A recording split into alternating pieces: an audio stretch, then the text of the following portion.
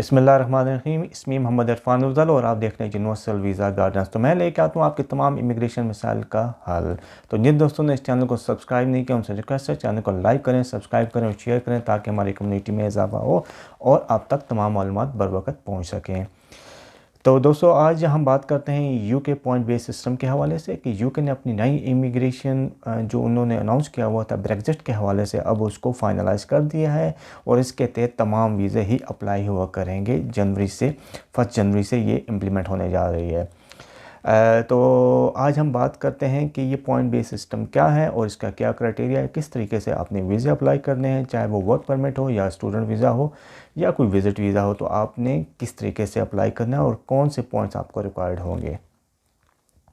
तो दोस्तों ये जो पॉइंट बेस सिस्टम है ये इस like Australian point base system, जिस तरीके से ऑस्ट्रेलिया ने अपना पॉइंट बेस सिस्टम मुतारिफ़ कराया हुआ है तो इसी तरीके से इन्होंने इसको किया है। लेकिन इनका जो पॉइंट बेस सिस्टम है इसमें कुछ ज़्यादा flexibility as compare to the Australian point base system, क्योंकि इनका जो पॉइंट बेस सिस्टम है वर्क परमिट के हवाले से अगर हम बात करें तो इसके लिए आपकी कोई एज रिक्वायरमेंट नहीं है, कोई एज लिमिट नहीं है, वर्क एक्सपीरियंस आपको रिक्वायर्ड नहीं है, आपकी basic education qualification is enough. इसके अलावा आपको जो रेजिडेंट लेबर मार्केट टेस्ट था जो पहले होता था उसको भी इन्होंने ख़त्म कर दिया है। डिपेंडेंट्स अलाउड हैं आपको।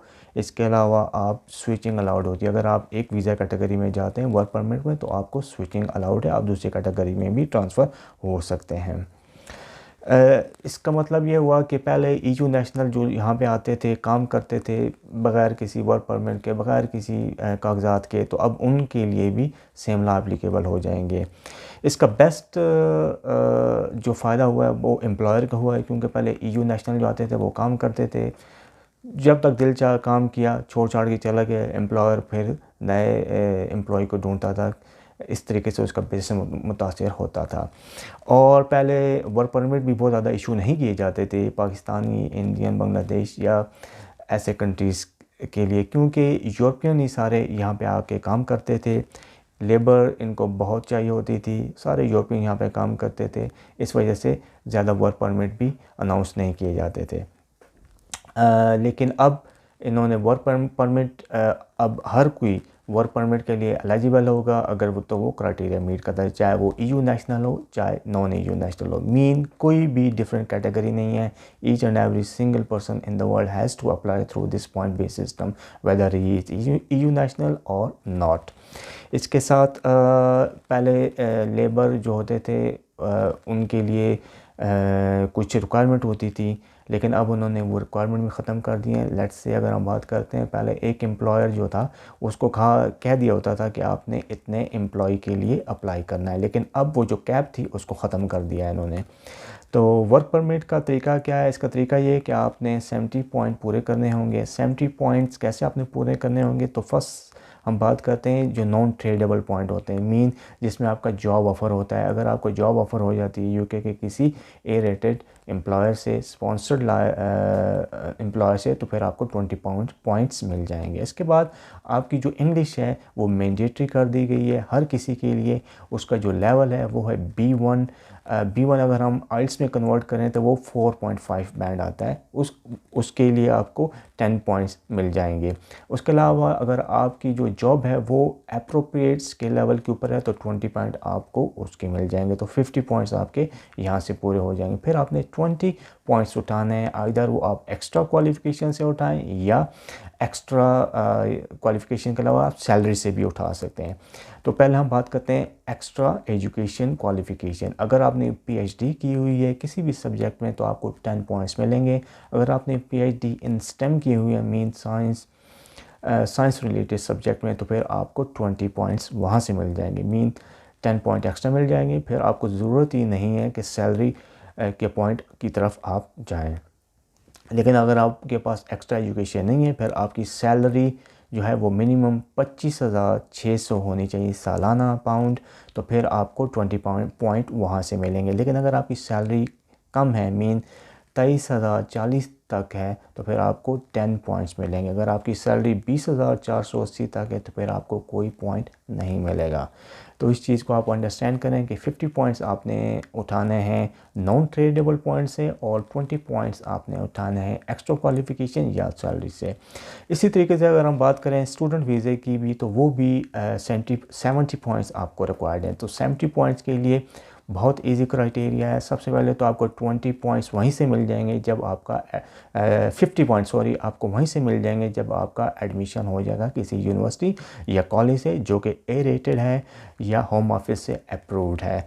अगर आपको यूनिवर्सिटी ने कैश लेटर इशू कर दिया है तो 50 पॉइंट्स आपने के मिल गए। उसके बाद आपके जो फ़ंड्स हैं अगर आपके फ़ंड्स प्रॉपर हैं तो फिर आपको 10 पॉइंट्स वहाँ से मिल जाएंगे और फिर आपकी जो इंग्लिश है, इंग्लिश आपने की हुई है तो फिर 10 पॉइंट्स आपको वहाँ से मिल जाएंगे, तो आपके 70 पॉइंट्स पूरे हो जाएंगे।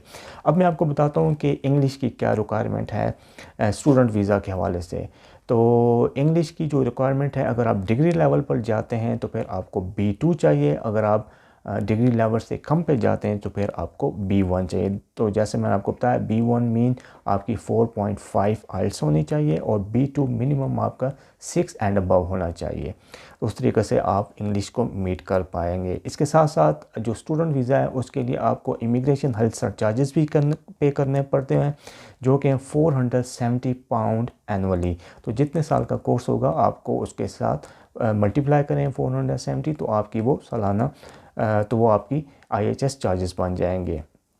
जो फ़ंड्स हैं, फ़ंड्स आपके 28 डेज़ तक कंसेक्टिव आपके अकाउंट पे होने चाहिए जो कि, और उसके अलावा नो थर्ड पार्टी स्टेटमेंट चलेगी, आइदर तो आपकी अपनी चलेगी या तो आपके पेरेंट्स की चलेगी।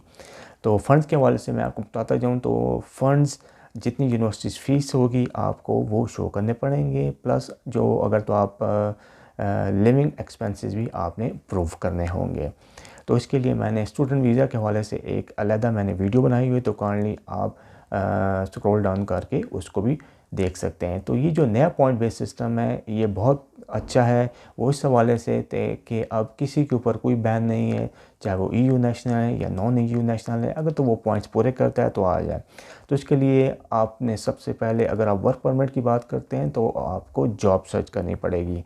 तो जॉब मैं एक दफ़ा आपको मज़ीद बताता जाऊँ कि जॉब हमेशा ऑनलाइन अवेलेबल होती है।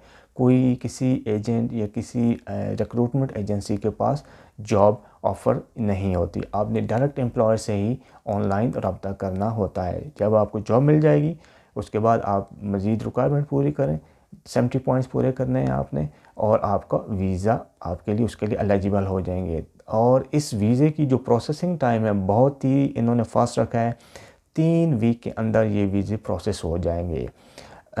और क्योंकि जैसा कि आपको मालूम है कि ब्रेग्जिट होने जा रहा है, EU नेशनल यहाँ से काफ़ी हद तक जा चुके हैं। एक सर्वे के मुताबिक जो लेबर है यहाँ पे उनमें तकरीबन 80% तक कमी हो जाएगी। इस मीन के बहुत ही ज़्यादा UK की मार्केट को वर्क परमिट इशू करने होंगे। तो आप लोग इस चीज़ को देखें, अगर आपकी क्वालिफ़िकेशन किसी भी कैटेगरी से मैच करती है और आपके पास इंग्लिश सर्टिफिकेट है जो कि रिक्वायर्ड लेवल तक है तो फिर आप अप्लाई कर सकते हैं। तो ये एक UK जा रहा है ट्रांजिशन में, एक नया UK में पॉइंट बेस्ड सिस्टम इंट्रोड्यूस हुआ है जो कि पहले कभी भी नहीं था। पहले यूरोपियन को प्रायोरिटी दी जाती थी लेकिन अब किसी को प्रायोरिटी नहीं दी जाएगी, हर किसी को सेम लेवल के ऊपर ही एंटरटेन किया जाएगा। अगर आपका कोई क्वेश्चन है UK पॉइंट बेस्ड सिस्टम के हवाले से तो काइंडली कमेंट्स में मुझसे क्वेश्चन करें और मैं आपको इसका रिप्लाई करूंगा। अगर आपने मुझसे रब्ता करना है तो मेरी डिटेल आ रही है, आप मुझसे रब्ता कर सकते हैं किसी भी इमिग्रेशन कैटेगरी के हवाले से। आई होप कि आपको ये वीडियो पसंद आई होगी। अगर आपका कोई मज़ीद क्वेश्चन है तो काइंडली मुझसे क्वेश्चन करें। नेक्स्ट वीडियो तक मुझे इजाज़त दें। अपना और अपने इर्द गिर्द लोगों का बहुत ख्याल रखें। Thank you. अल्लाह हाफ़िज़।